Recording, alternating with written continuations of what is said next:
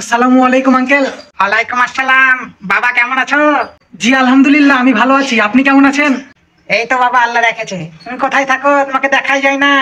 রাজশাহীতে থাকছো নাকি বাইরে থাকছো? আঙ্কেল, এখন আর রাজশাহী থাকা হয় না, আমি ঢাকায় থাকি। বাংলাঘাটে একজন ইঞ্জিনিয়ার হিসেবে কর্মরত আছি। মাশাল্লাহ মাশাল্লাহ, ভালোই হলো তোমাকে পেলাম। বাবা, আমার কিছু কাজ আছে, তুমি একটু করে দাও তো বাবা। জি জি বলেন। বাবা, আমার একটু হেল্প করো তো বাবা। আমার ওই ঠান্ডা দিক ছোট অনেক আস্তে ঘুরে, ওটা একটু জোরে ঘোরার ব্যবস্থা করে দাও তো বাবা।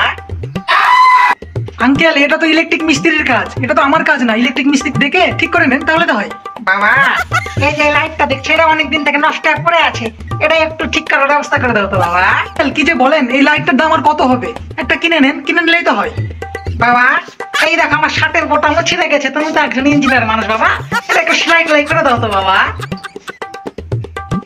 আঙ্কেল, কি যে বলেন, এই শার্ট কি ঠিক করে দেওয়ার কাজ আমার? এটা তো দর্জির কাজ। হ্যাঁ, বলো কি? তাহলে তুমি কি বলেন ইঞ্জিনিয়ার বাবা? তুমি একটা কাজ করতে পারো না, তুমি বলছো তুমি ইঞ্জিনিয়ার? আঙ্কেল, আসলে আমি তো একজন সিভিল ইঞ্জিনিয়ার।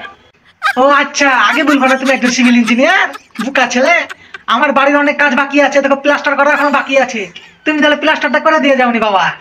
হ্যাঁ আঙ্কেল, আমি আসি। আসসালামু আলাইকুম। এই বাবা, থামো থামো, যাও না, অনেকদিন পর তুমি আমার বাসায় আসছো, করলার জুস খেয়ে যাও।